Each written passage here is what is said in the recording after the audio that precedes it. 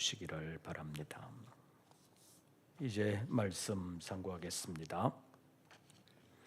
14절과 15절 두 절 말씀만 우리 다 같이 봉독합니다. 너희가 나를 사랑하면 나의 계명을 15절과 16절입니다. 다시 15절과 16절 다 같이 봉독합니다. 너희가 나를 사랑하면 나의 계명을 지키리라. 내가 아버지께 구하겠으니 그가 또 다른 보혜사를 너희에게 주사 영원토록 너희와 함께 있게 하리니.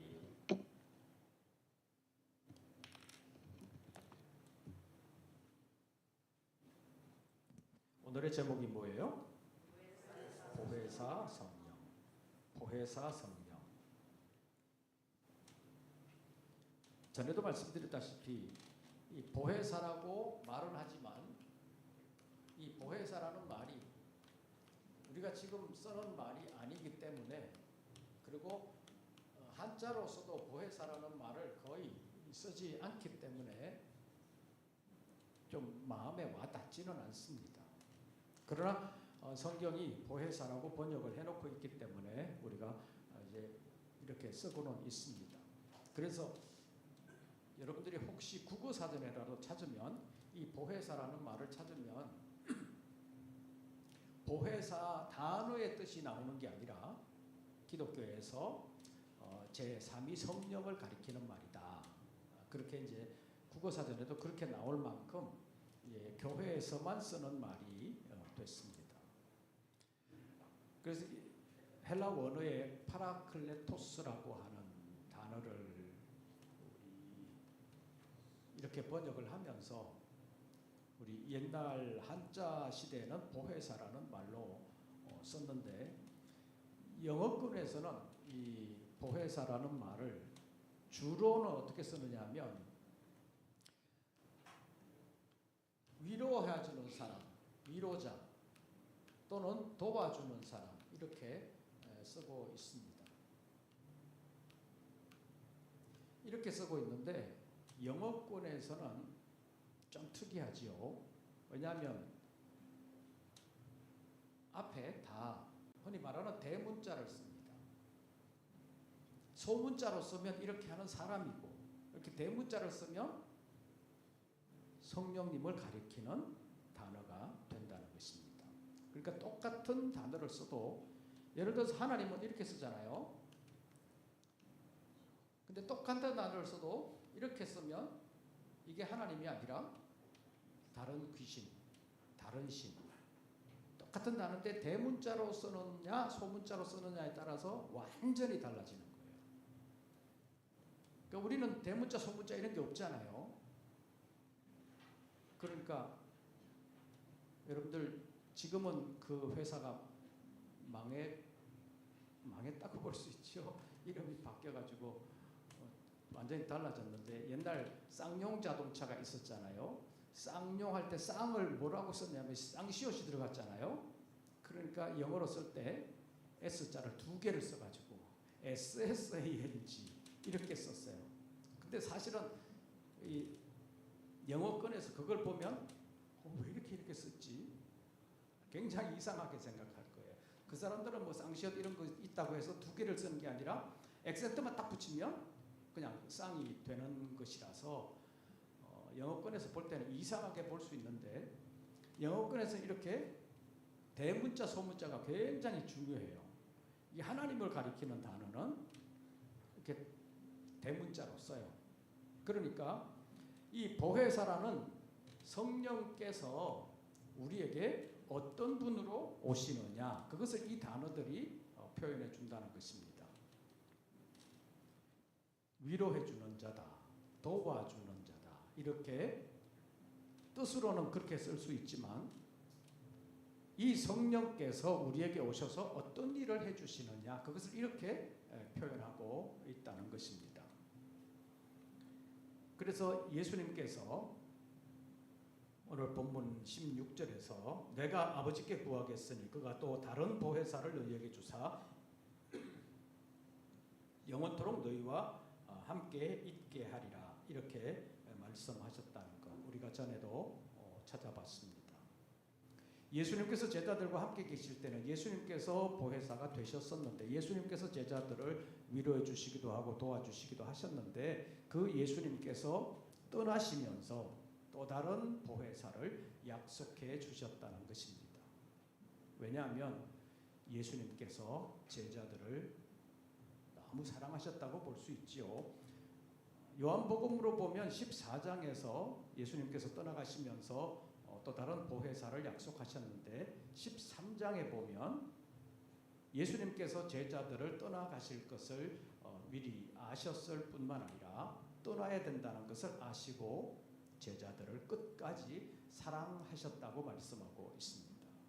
사랑하는 제자들을 세상에 남겨두고 떠나셔야 된다는 것에 대한 상당한 부담이 있을 수 있고 내가 저것들을 두고 어떻게 가나 그런 생각을 하셨을 수도 있습니다. 예를 들어서 이제 부모님이 세상을 떠날 때가 되면 연세가 되고 자녀들은 어떤 의미에서 보면 대부분 다 크잖아요. 근데 다 자랐고 이제 자녀들이 부모를 돌보아야 되는 그런 상황이 되는데 특별한 경우에 내가 쟤 때문에 어떻게 눈을 감나 그런 말씀을 하시는 분들이 있지요. 주로 어떤 사람이 있을 때 장애를 가진 아들이 있거나 아니면 여러 가지 면에서 혼자는 스스로 일어나서 살 수도 없는 혼자 이 험악한 세상을 헤쳐나가기가 부모가 볼 때 어떻게 가능할까 그런 생각이 들면 내가 저걸 두고 어떻게 가나 그런 생각이 들잖아요. 그런데 예수님께서 제자들을 두고 가려고 보니까 저것들을 두고 어떻게 가나 그런 생각이 있으셨을 거예요. 그래서 내가 가면 너희를 고아와 같이 버려두는 것이 아니라 너희를 위로해주고 도와주는 이가 오신다. 내가 보내준다. 내가 아버지께 구하여 그를 너희에게로 보내겠다라고 말씀하시면서 16절 다시 보시지요. 내가 아버지께 구하겠으니 그가 또 누구를 너희에게 주사 또 다른 보혜사를 너희에게 주사 영원토록 너희와 함께 있게 하시리라고 말씀했습니다. 이것은 이미 예수님께서 사랑하는 제자들에게 말씀을 하셨고 약속을 하셨고 그 약속대로 오셨다는 것을 사도행전 1장 2장이 우리에게 보여주고 있습니다. 제자들은 이 말씀을 믿었습니다. 오전에 잠깐 말씀드렸지요.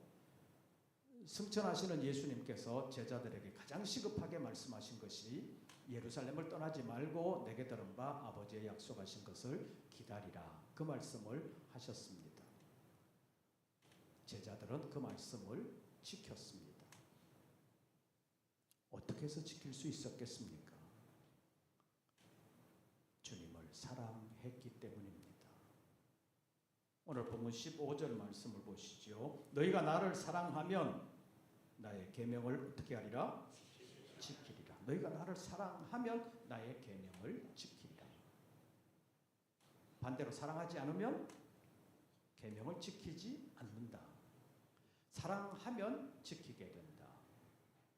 그런데 예수님께서 제자들에게 너희는 예루살렘을 떠나지 말아라 이렇게 말씀하셨는데 그 말씀을 지킨다는 것이 그렇게 쉬운 상황이 아닙니다.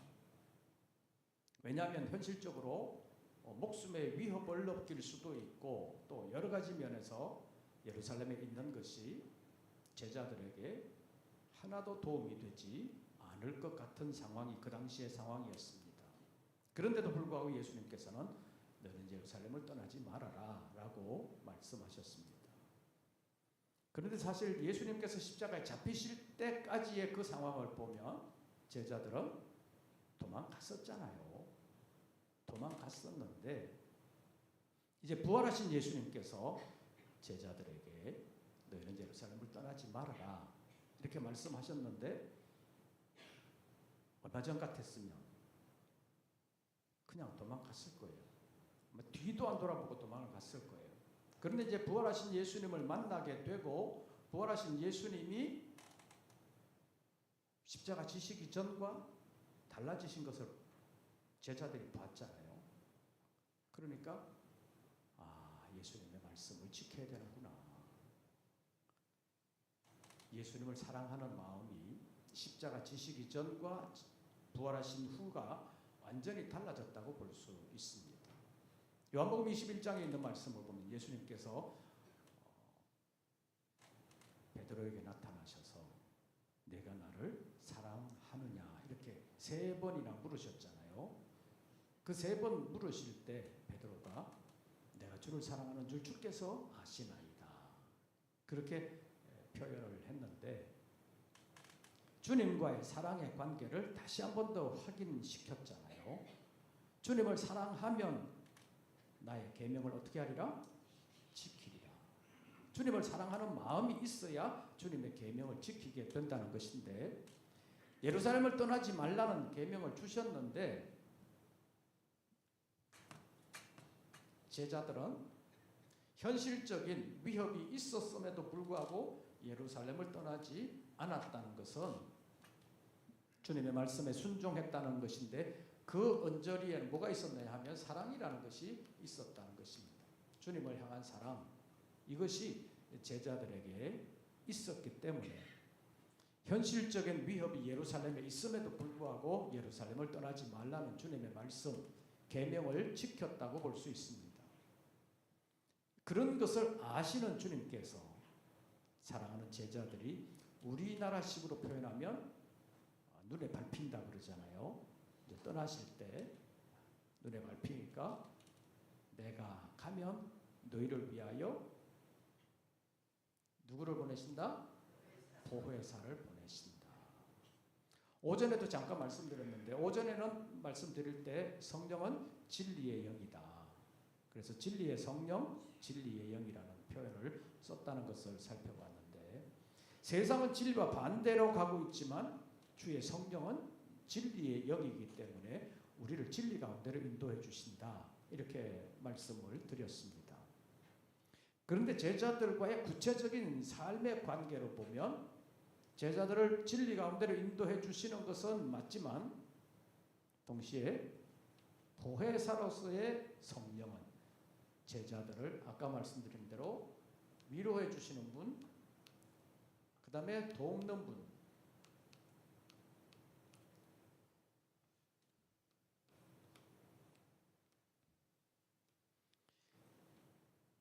성령께서 보혜사가 되셔서 제자들을 위로하시고 제자들의 구체적인 삶에서 도와주시는 이로 오셔서 제자들과 함께 거하시고 제자들 안에 거하시면서 제자들에게 이런 역할을 해주셨다라는 것입니다. 그래서 제자들의 마음속에 두려움이 사라지고 좀 어려운 일들이 있어도 위로를 받고 도와주시는 주님의 도움을 받으면서 마음이 담대해졌다고 볼 수 있습니다. 그래서 주님을 사랑하는 마음에 담력이 생기면서 동시에 도와주시는, 위로해 주시는 성령께서 찾아오셔서 제자들의 마음에 담력을 주셨기 때문에 모든 어려움을 아름답게 이겨낼 수 있었다고 볼 수 있습니다. 사도행전 4장으로 가면 현실적인 위협이 되는 그 사람들이 베드로와 요한을 불러가지고 예수의 이름으로는 아무것도 못하게 막았잖아요. 위협을 하면서 막았습니다. 그럼에도 불구하고 우리는 보고 들은 것을 말하지 아니할 수 없다. 그러면서 주님의 증인이 된 것, 주님의 증인이 되는 삶을 포기할 수 없다는 것을 분명하게 밝히고 있습니다. 어떻게 그렇게 될 수 있었느냐? 성령께서 제자들과 함께 거하시면서 제자들의 보혜사가 되셔서 어떨 때는 위로해 주시고 어떨 때는 도와주시면서 사명을 감당하게 했다고 말할 수 있습니다. 그래서 세상에 대해서는 성령께서 진리의 영으로 비진리라는 것으로 드러내시고 오직 하나님의 진리만이 진리라는 것을 드러내 주시는 영으로 오셨지만 제자들에게 있어서는 구체적으로 제자들로 하여금 이 어려운 상황 가운데서도 사명을 감당할 수 있도록 도와주시는 역할, 보혜사로 오셨다는 것을 말씀하고 있습니다. 그래서 이 성령께서 제자들에게 위로자로 또는 돕더니로 함께 계시면서 역사를 해 주셨기 때문에 제자들 마음속에 두려움이 사라졌다고 볼 수 있는데, 제가 15절을 읽으면 여러분들은 23절을 읽어주시기를 바랍니다. 제가 15절을 읽습니다. 너희가 나를 사랑하면 나의 계명을 지키리라.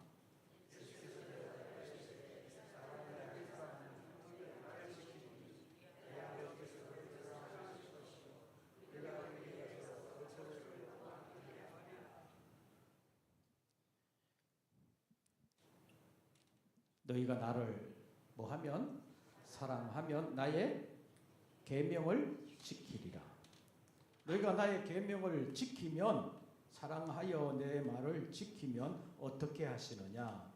23절에 보면 예수께서 대답하여 이르시되 사람이 나를 사랑하면 내 말을 지키리니 그 다음에 내 아버지께서 그를 사랑하실 것이요 우리가 그에게 가서 거처를 그와 함께 하리라.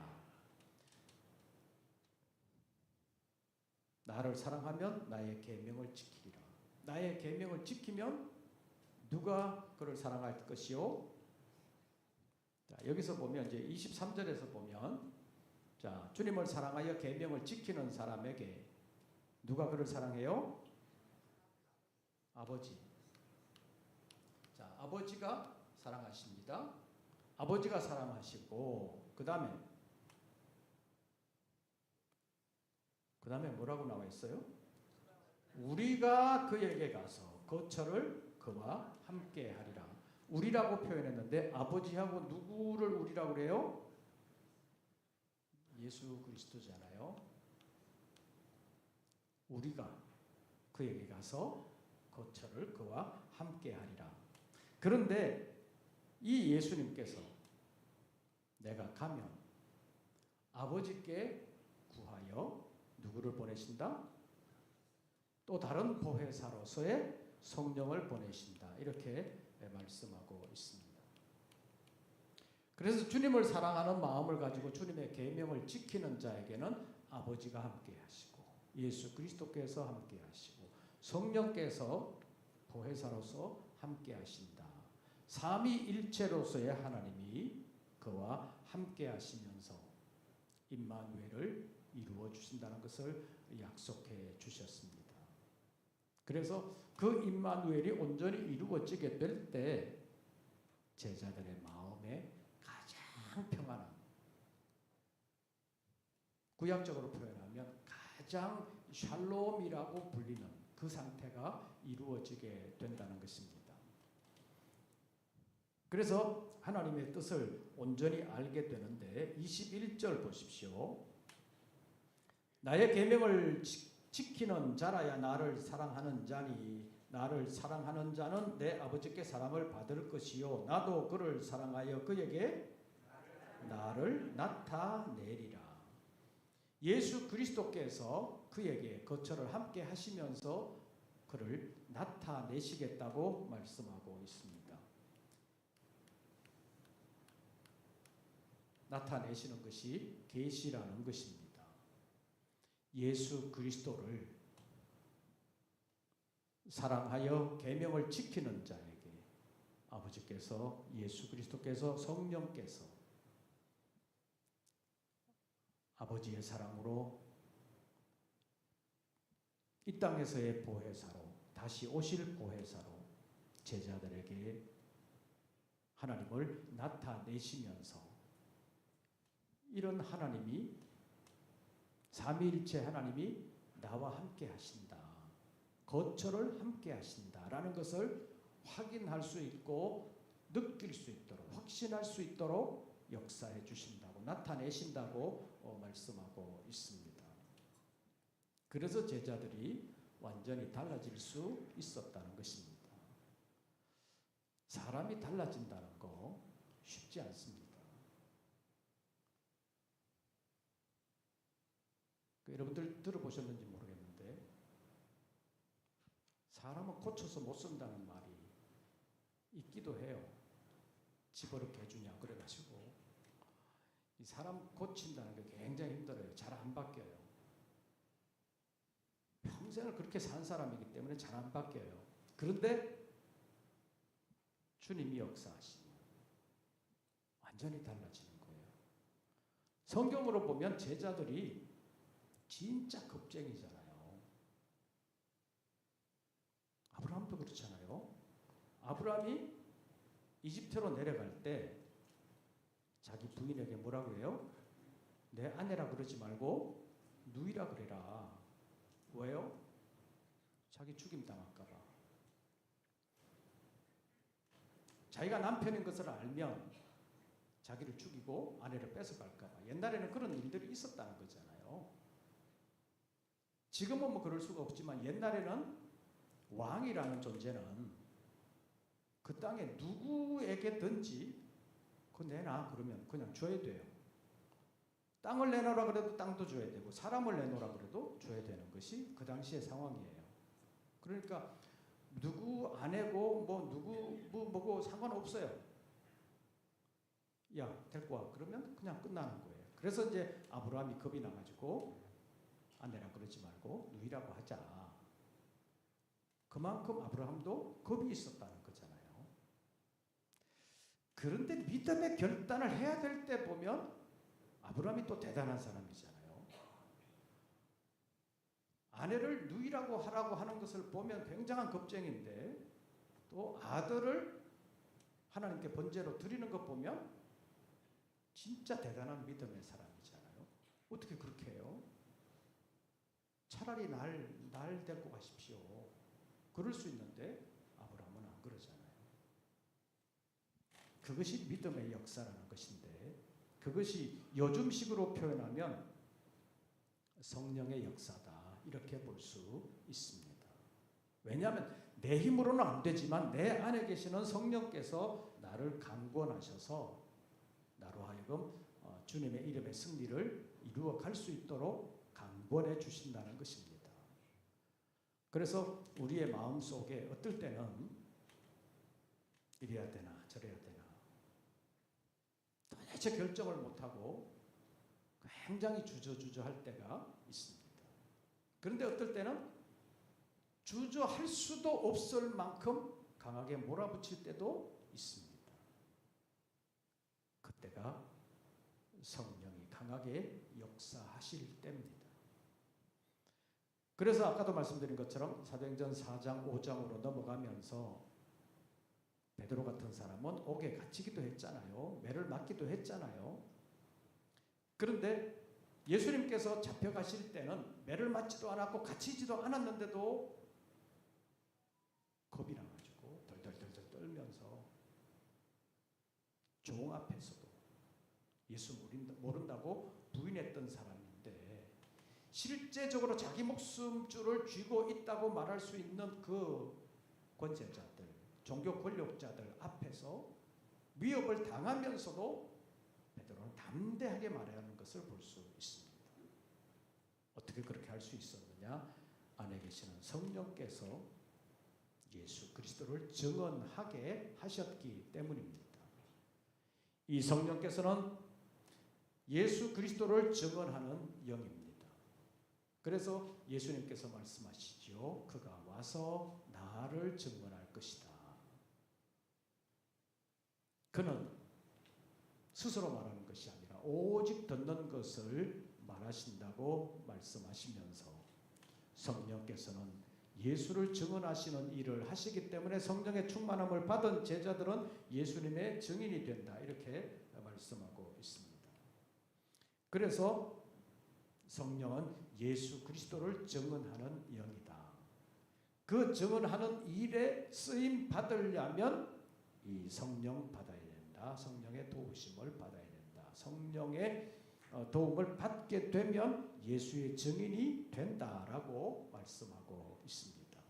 그런데 그 성령께서 예수 그리스도를 증언하게 하시는 예수 그리스도의 증인이 되게 하시는데 그냥 무턱대고 하시는 것이 아니라 우리를 뭐하는 자로? 위로해 주는 자로, 또 우리를 돕는 이로 우리 옆에 찾아오셔서,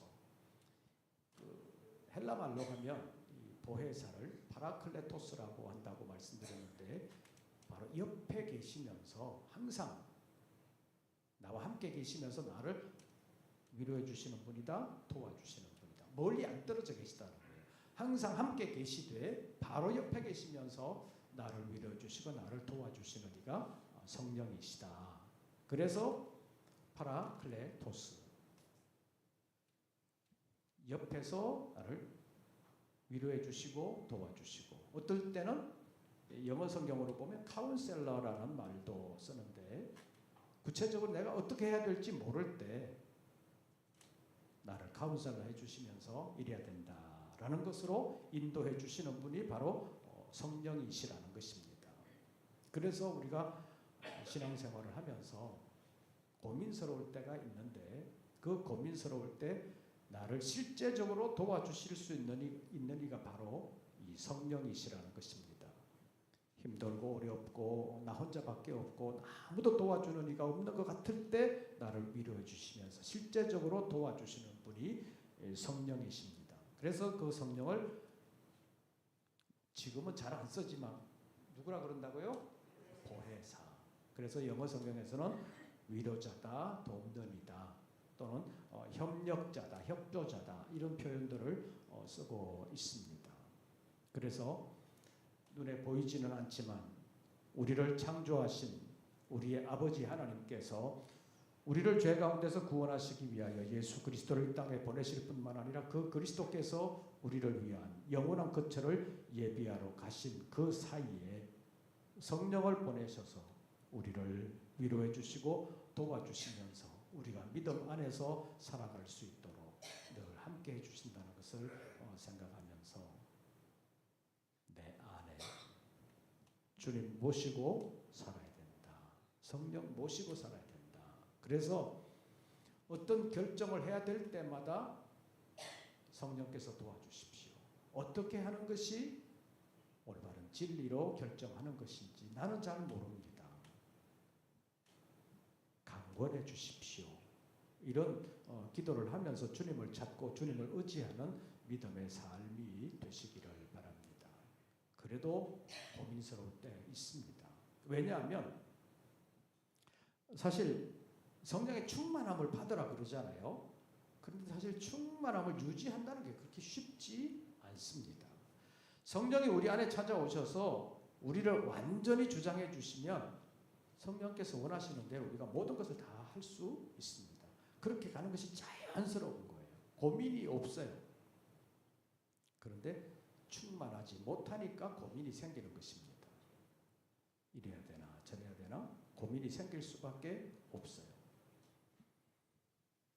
현실은 충만하지 못하기 때문에 충만하라고 성경이 말씀하고 있습니다. 그래서 그 충만이라는 것이 사실은 쉽지 않습니다. 한번 충만해도 그 다음에 충만하지 않은 상태로 아주 쉽게 갈 수 있습니다.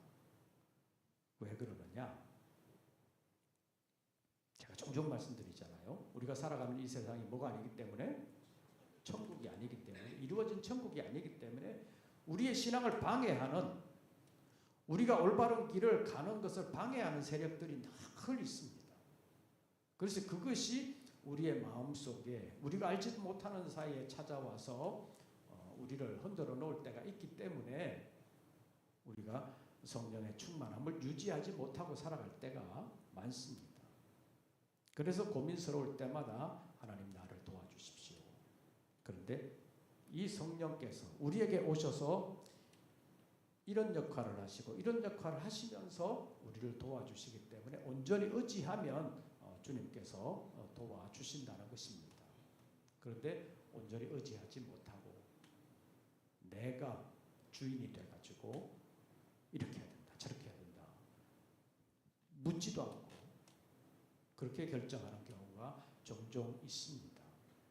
그래서 성경은 성령의 충만함을 받아라, 성령을 받아야 된다, 이렇게 말씀하고 있는 것은 우리가 내 판단대로 내가 행동하는 것이 아니라 성령의 도우심을 받아서 어떻게 하는 것이 하나님을 기쁘시게 하는 일인가라는 도움을 받아야 진짜 하나님을 기쁘시게 하는 삶을 살 수 있다는 것입니다. 오늘 본문에 있는 말씀으로 하면 15절에 보면 사람이 나를 사랑하면 나의 계명을 지키리라. 나의 계명을 가지고 지키는 자라야 나를 사랑하는 자니 나를 사랑하는 자는 내 아버지께 사랑을 받을 것이요 나도 그를 사랑하여 그에게 나를 나타내리라. 23절 예수께서 대답하여 이르시되 사람이 나를 사랑하면 내 말을 지키리니 누가 그를 사랑하실 것이요 내 아버지께서 그를 사랑하실 것이요 누가 그에게 가서 우리가 그에게 가서 거처를 그와 함께 하리라.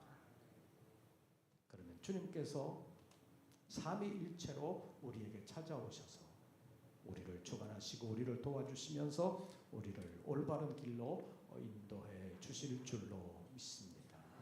그래서 주님을 사랑하는 마음이 식어질 때마다 주님 사랑하는 마음을 끌어올리기 위해서 노력해야 될 뿐만 아니라 여러 가지로 고민스러울 때마다 나를 위로해 주시고 도와주시느니 사람은 내 입장을 이해하지 못하고 나를 서운하게 한다 할지라도 주님이 나를 위로해 주신다.